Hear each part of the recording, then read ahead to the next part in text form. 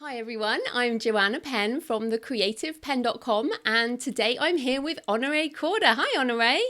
Hi. Hi, it's good to have you on the show. Just a little introduction. Honoree is an author, speaker, executive coach, and entrepreneur. Her latest book is Prosperity for Writers, a writer's guide to creating abundance, which is something we all clearly want. So, just to get started, just tell us a bit more. You're an author, entrepreneur, you do amazing things, but tell us a bit about the various aspects of your business and how you got into all this. Sure. So I do three main things. I do executive and business coaching. So I work with senior level professionals and entrepreneurs to help them, and this is my tagline, double their income and triple their time off, because that's what everybody wants, Oh, more yeah. time, more money and a lot more time. Mm.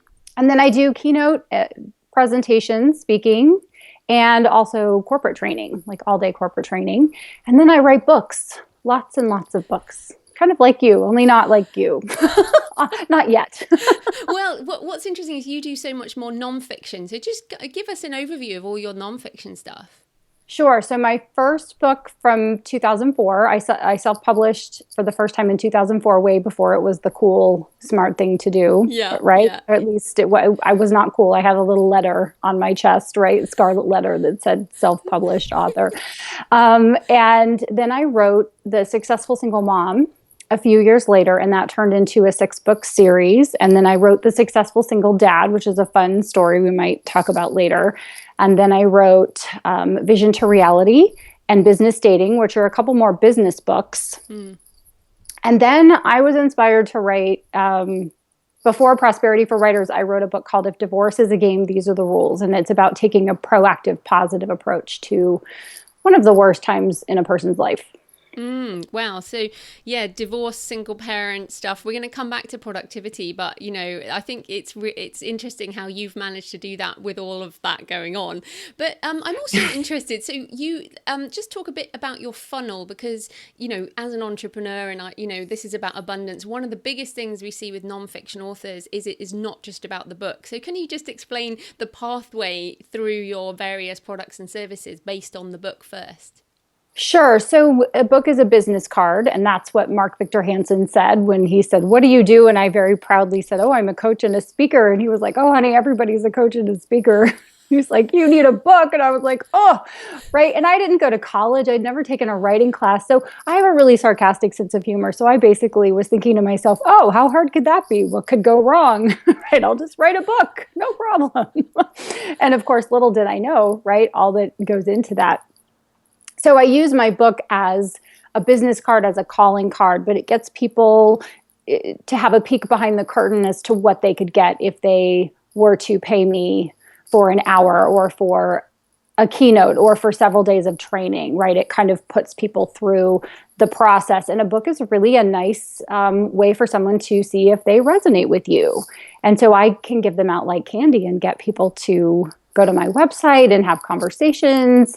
And it has still, being an author still has the prestige or the, what's the word I'm looking for? The someone to think that you are Yeah, I think good at what you prestige do. is a good one. Yeah. Yeah. Just there's just a noise. Is your hair or your necklace rubbing against the microphone on your Maybe. what? It's just like a This maybe? How about, is it gone if I talk? I have other headphones. yeah. I think it I'm was going to that. change. No, no, no. It's fine. I think it was that necklace. Is that Okay. got something in it? Is that because it sounded like a metallic kind of rustling? It's Yeah. actually a string. Oh, okay. Oh well. But Anyway, I think that's better. Sorry. okay, that's all right. We'll carry on. No, that's really interesting. I mean, do you have any sense, like, because I know some people listening, the Steve Scott model, and Steve Scott's been on the show, which Mm. is make all your money from actual sales of ebooks. Would you have any kind of clue as to what percentage of income just comes from books alone, or is it purely that your income is, it's the book is a marketing aspect for you?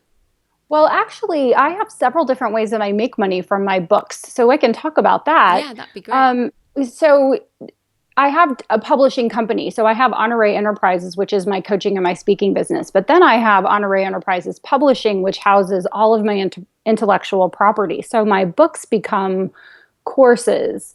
And in particular, so I can talk a little bit about how the Successful Single Dad came to be. I was actually at a luncheon with a big time divorce attorney here in Texas. And he said, I want to buy 10,000 copies of the Successful Single Mom book.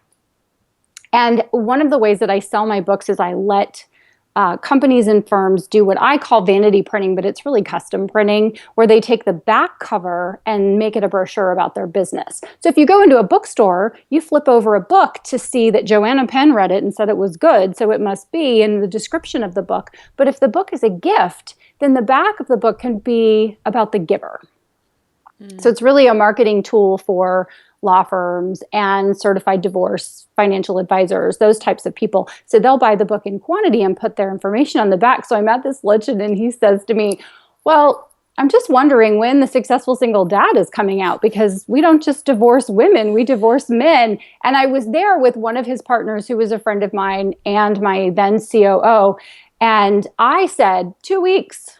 And she kicked me under the table. And I said, you know what? No problem. It's almost done, actually. And so I was able to pull that off, and the Successful Single Dad was born. And that's actually one of the reasons that I wrote, If Divorce is a Game, These Are the Rules, because I had single moms and I had single dads, but there were a whole bunch of people that divorced without children. So they would never look at my books. And I would have people say, I'm not even a mom or a dad or a divorced person. And I read the book because my sister was, a single mom or whatever. And so I think there should be another book. And so that's why I wrote If Divorce is a Game, These Are the Rules. But it's been very easy to sell that custom printing to divorce attorneys because they use it when someone comes to say, well, I'm shopping around and I'm looking for different divorce attorneys. And they'll say, well, I care about you. Here's my book that with my information on the back. And by the way, this is my philosophy on divorce, as well as this author. So it's actually a very large percentage of my income. And just online sales are a small percentage of that bigger percentage. So I have multiple streams of book income. I think it does help me to get a bigger fee for speaking. I think it does help me to command a higher fee as an executive and business coach. I think that all of them work together, right? And Mark Victor Hansen was really right. You can be a coach, or you could be a coach and a speaker, but when you add that author piece to it, it gives you credibility and prestige. Yeah, so just to be clear for people, because I think it might be confusing people. So you've written one book, well, you've written several books, but let's take the, single dad book. And the book stays the same, but you changed the cover to be a different divorce attorney. They haven't paid you for the book. They paid you for the printing of the book. And you've kept all the rights. And then you just go to the next attorney and change the cover to say their name. Is that right? It's the back cover only. So everything stays the same. The front, and the spine, and the inside. I don't let them change anything because you know what a pain that can be. But my designer, I have a really cracked, fantastic designer, and I actually charge. I charge them to do that vanity custom piece where they send me their logo and their photo and all their wording, and he makes it look pretty. And then we send a cover to them to say, this is what the cover will look like. Do you approve it? And they say yes. And then I upload it to my printer, and I have a deal with my printer now. They're used to it. They're like, okay, how many do you want? And I don't ever see them. They send me the overruns. So I have examples of it to show other people, but the books go direct to the law firm. So I don't even ever do anything other than have my assistant confirm that they've received the books and that the check cleared. Amazing. I really love that. I think it's just super. And the surprising thing that people don't even think about is that it's almost renting like a billboard space. Right. Isn't it? Anyway, right. I've probably gone too far down that. So, I mean, those are a few things about making money with books. I'm also interested in asking about your coaching business because, like you said, so many people are coaches, but so few people make money from coaching. My hourly rate is $1,000. So I kind of work with the top echelon of people, or people who want to be in the top echelon and are willing to pay for the strategy and the accountability that I provide. and I have a business mind. I'm a business owner. So I think there are a lot of, air quotes coaches out there that don't provide results. And so I provide results, and I have hard evidence and fans, people that have worked with me for years that will refer new business to me. So now I don't really look for business. And when someone wants to hire me, I actually vet them, which is different than please hire me. Right. It's a mindset. It's not an arrogance or anything like that. It's more when someone wants to work with me, I always say I have a 100% success rate. I'm not going to let you screw it up. So tell me why you're committed to this process, and what is it that you want? Because if I'm not the right coach for you, then I'm going to help you find the right coach. So basically what you're saying is, I think many coaches and many authors just have this kind of pick me sort of approach, whereas you're doing it the opposite way around, and kind of vetting people before they come to you. And what I'm getting a sense of there is confidence. I think so many authors have a lack of confidence, and the things you've said, I'm like, wow, she's really confident to ask, to say, okay, well, why don't we do custom printing, or are you ready to be my client? So where does that confidence come from for you? Years of work on my self-confidence, for sure. I mean, I started where zero confidence was the goal. I didn't want to have confidence. I just didn't want to have a lack of confidence. And I worked on myself. I've been a lifelong personal development student, and that's where it comes from. But to kind of carry on with this piece, what you were talking about is when I wrote the book Business Dating, I was relating personal relationship development with developing relationships in business or networking. And I think people network very poorly. And so I was relating the difference. And when I talk about, when a woman meets a cute guy and she really wants the guy to like her, it's the pick me, pick me, pick me. And it's like, wait a minute, why am I going to give up my singlehood for you? Why are you fabulous? And really doing their due diligence. So it's just a slight shift in I'm valuable. And I think if you have a life, if you have breath, then you have value. And I think it's just owning that value and being willing to stand up and say, I have value. I bring something to the table. What do you bring to the table? Is this a symbiotic, synergistic relationship? Can we benefit from each other? And so when you are an author and you've written the words down, you want to find the people that can't wait for your next book and cherish your work and encourage you. And I released the book yesterday, and I had a whole bunch of people come to my Facebook party. It was so funny. I had 5 people say, I can't come to your party. And I was like, it's virtual. You can come anytime you want. It's like the whole day. Right? Oh no, that is really cool. It's funny with we might come back to marketing, but just on the book then, because some people, again, I mean, we've talked a bit there about confidence. Some people are going to be uncomfortable with the words prosperity and abundance, and as it applies to books. For example, I shared recently about my own 6-figure income, through writing, and got quite a lot of flack for that. You did. If people are having a problem with the words prosperity and abundance, what are the things that people can do to get over that mindset and to change their mindset that you obviously cover in the book, but give us some tips? Sure. So I don't know how you become comfortable with a word. That's an interesting question. But I can say that you can become comfortable with making money by changing your beliefs around money. And so one of the things that I suggest that writers do is to start to claim the fact that they're a writer. It took me a really long time to say, I am an author. As a matter of fact, I would say I'm a coach and a speaker, and my COO would say, and she writes books. And they would say, you write books? And of course, it's a kind of a cool thing, right? And I would say, oh, I write books. But, I didn't go to college. I didn't have a writing class. I just write these books. And she's like, how you should lead with that, right? That's a big deal. Oh, okay. So it took me a while to have that mental shift to be okay with leading with, I am a writer. I am making money with writing. But it was interesting that the minute that was the case, then it started to come. Right. So first comes the mindset shift. So I have them write 3 sentences as one of the activities in the book. One of the action items in the book is to write, I am a writer. And then I write blank. So I write nonfiction for business people who want to increase their income and their time off. Right. have less stress and more abundance. And you say, I make an abundance of money writing nonfiction for business people who want to double their income and triple their time off, right? So you craft your sentences, and those are the things that you say.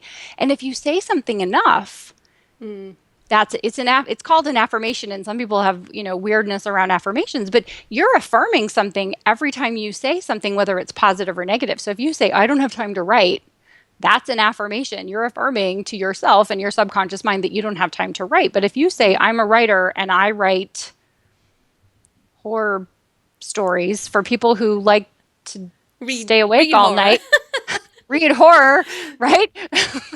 then you start to develop that belief in yourself and in your writing, and then you will write because your subconscious mind will be programmed, and then you will be writing. It'll be automatic. Because when you believe something, it's automatic, right?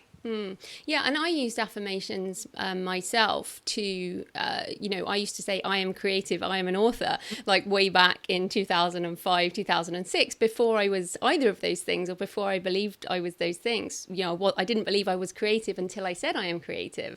So, yeah, I think so. And anything else on changing mindset? Do you think the writing down and the saying things out loud, these are very important aspects for people? Well, yeah. So one other fun thing that I say in the book, and so I also did a course. I did the Prosperity for Writers course to prove the concept, right? Because I never like to write a book on something until I've actually proven a concept. And so I did this class. I found some writers and I said, okay, I have this idea for a book and we're going to do a class. And so I threw them into this 4-week class.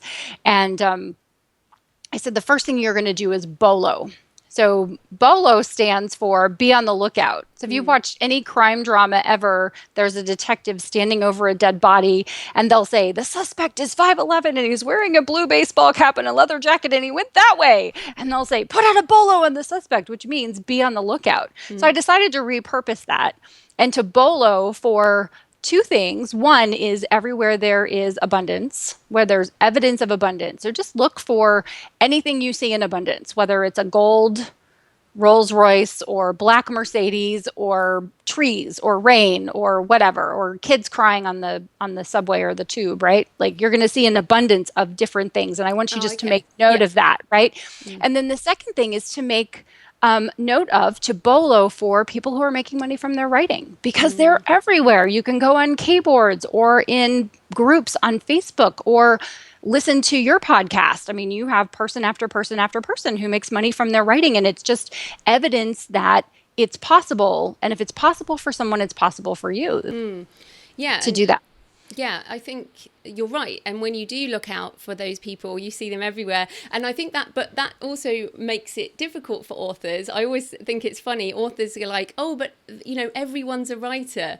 And that's actually not, it's not true. But when you're on the lookout for writers and you meet writers, suddenly your whole world is filled by writers. And then you start to feel like there's so many people, how can you stand out? But the point is actually very few people are writers, aren't they, at the end of the day? Correct. And there are, I've seen everything from 8 billion to 11 billion people on the planet. And like only a very small percentage of people are even aspiring writers. And even a smaller percentage of those people are writers. And one of the things that I say in the book is that if you don't think anybody wants to read your writing, it's like out of 11 billion people, there's enough. There's enough to keep you fed. You just have to find them. And here's the part that isn't the prosperity piece that is metaphysical. Here's the prosperity piece that's practical. It's like you have to sit down and write the words, and then you have to do all the other stuff too. You've got to create a list, and you have to create relationships with your readers, and you have to put in the work. If you don't think it and believe it, and then you don't believe you deserve it, and you don't commit to the process, right? Those are my 4 steps. If you don't do those, then you won't execute on anything, because if you don't think it's ever going to happen, then why would you take the time away from spending time with your friends or your family or watching something on the television or reading a good book? Why would you take time away from something to pursue an activity that's not ever going to pay off? So the mental piece is really the most important piece, and it comes at the head of the line. Like, you've got to start there. And then you've got to put the plans in place and put your production schedule, up on the board or write it down, and then say, okay, every day I'm going to work on this. I'm going to find 5 people to join my list every day. And it's only going to be 5 people, but 10 years from now, what's 5 people a day for 10 years? I don't know what it is. I can't do math in my head, but it's a lot. Yeah, exactly. And I think that what the problem that happened with that whole law of attraction era that we had, a while back, you mentioned Mark Victor Hansen, The Secret, and I read that and everyone got into it, and there's a lot that's good and right about the law of attraction, but I think what people forgot is it's not just about the mindset. And what I like about what you're saying, right, and what you're teaching, and also what you're living and what I live, is yes, you need the positive mindset, but the action in attraction is that's what I'm saying.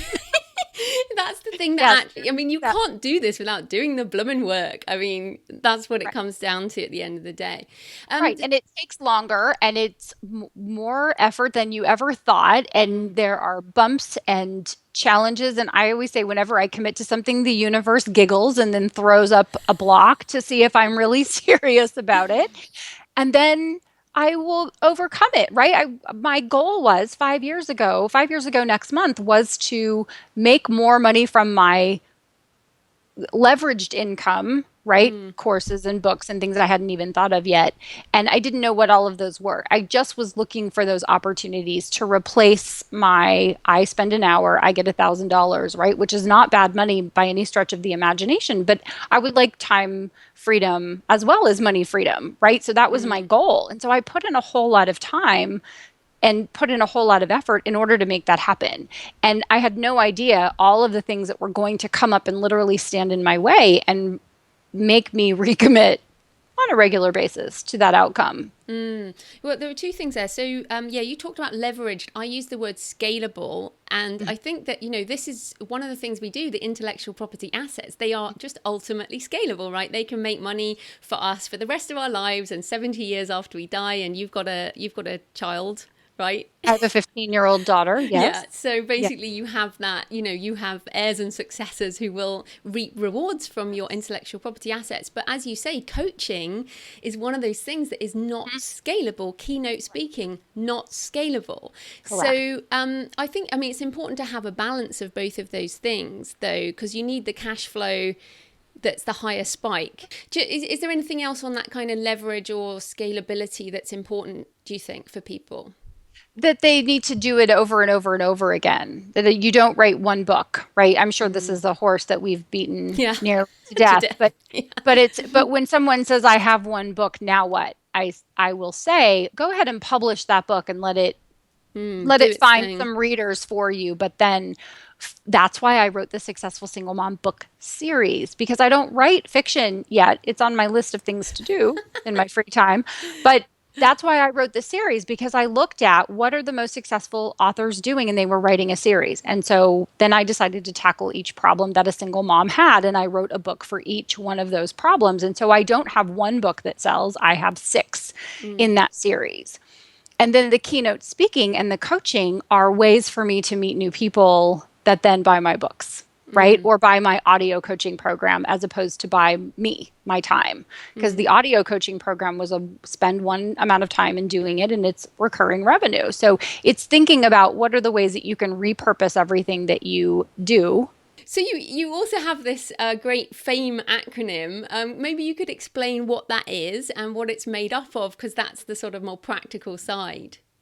Yeah, so fame isn't what you think, right? It really is an acronym. It's like you can get fame. You could become a famous author, but that's, I don't think, the point. I think most of us would choose just money over fame, right? We like to go to the bathroom and eat dinner in peace. So, so in a restaurant, right? I would rather just not anyone know who I am so I can enjoy my dinner. But, if you get it, then that's a blessing too in some ways. So anyway, fame stands for, and there are multiple things per letter. Per letter, but we'll go with focus for the F in fame. The first F is focus. And it really is, once you've defined what it is that you need to do, so whether it's write for an hour a day or 500 words a day or whatever that looks like for you, then you actually have to focus. You've got to turn off the Facebook. You've got to turn off the phone. F is not for Facebook. Yes. F is for turn off Facebook and focus. That's what F is for, right? And then A is attitude. And so this is where we think, well, there's the prosperity side of prosperous writers, right? And then there's the practical side. Well, this is really both. This really straddles the fence, right? Because attitude, if you have the attitude, well, it's never going to work out anyway, then it's not working in your favor. So it behooves you to believe, even if it's an irrational belief, right? I think we have to have an almost irrational belief that, well, of course it's going to work out because I'm putting all this effort into it. By gosh and by golly, it better work out because I'm doing all this stuff. And so you have to have a positive mental attitude, and you have to work every single day to make sure that you're putting good stuff in. So listen to podcasts, listen to positive books, read books on book marketing and list development and all those things. Put all the good stuff in because good stuff is going to come out. So then M is for money consciousness. And I say that prosperous writers are really okay with money. They know how much money is coming in. They have a name for every dollar. So is this a dollar I'm going to invest? Is this a dollar I'm going to save? Is this a dollar I'm going to spend? How am I going to grow my money? They just get really comfortable with money terms. They're not afraid to look at their money. They're not afraid to know how much money they have. They do projections. I mean, don't you have projections? I have projections. Yeah.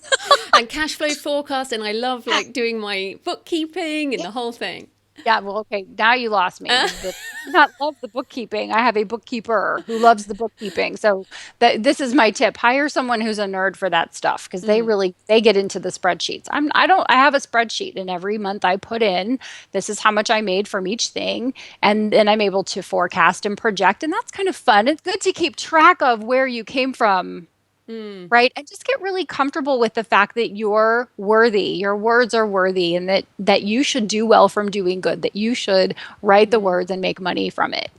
Yeah, and it's funny, just before we go on, that money consciousness, so many people feel like negative about the money. And, so many authors, I just don't know why there's such negativity. And maybe it's the author in a garret sort of myth, the myth of the poor starving artist, which doesn't, of course, have to be true. And again, J.K. Rowling, she's done so much good, with her money. We've just seen the richest people in the world, like Warren Buffett, have given away all their money. You can do so much more good with more money. It's not just about buying a TV or whatever, which, let's face it, it's not interesting.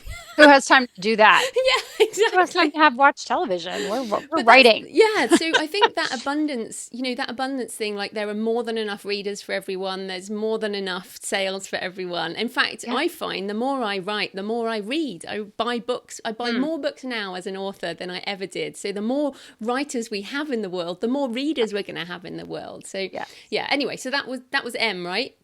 That was M. And I say that if my Kindle was real, my books would stretch to the moon. Like, right? Thank goodness it's digital. It's file space. Yeah. I'd be killing way too many trees. Okay, so finally the E is execute. And so this is that next piece of I have a production plan. And these are the books that I want to write. And this is how long I think it's going to write those books. And if you have the Steve Scott model, and I have the same one, it's like I have the book that's in my brain, I have the book I'm working on, and the book that I just finished that's in final production stages. So even as I released a book, I also finished a manuscript on the same day because it's like the next book goes into the production plan into the production, right? So you have to have the production plan, but then I also then have a 100-day plan that readers can download because I work in 100-day cycles. It's easier to wrap your brain around 100 days because a month is too short and a year really is a long time. You think, I can write 6 books in a year or 1 book in a year, or 2 books in a year, and yet it seems so long. Like if I have a whole year to write a book, it's like I'm going to the beach. Yes. Right? I don't have urgency around it. So putting together a 100-day plan and saying, what am I working on? And then, the E is for execution. Like you've got to actually do it. So that's where you go back to the focus piece. Like, what am I going to do today? So my commitment to my book business is every day I write for 20 minutes and my goal is 1,000 words. And I read from 2K to 10K, and I read Monica Leonelle's Write Better Faster. I've got, me too. Drag and Dictate, right? This is the part where you're putting the good stuff in because there are lots of authors out there that are like, here's the good stuff. Here are the goods. Here's what I do. Here, let me make your way easier, right?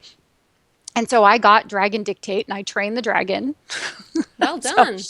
now I find it great. I do Dragon for almost everything, like on my Ah, phone and my okay. email and everything. Like once you train the dragon, and I certainly type fast. I type about 120 words a minute, but I think I talk like 5,000 Yeah. words a minute sometimes. And so I think it's important to use tools, but to have those plans and say, I'm going to commit to what's the thing that I'm going to commit to every day? Because it's easy to come up with this big, glorious plan. And then you're so overwhelmed by what you have to do that you don't do anything. And so then it's breaking it down to what are my action steps today? What is it that I have to do today? Oh, well, I have to write some words today.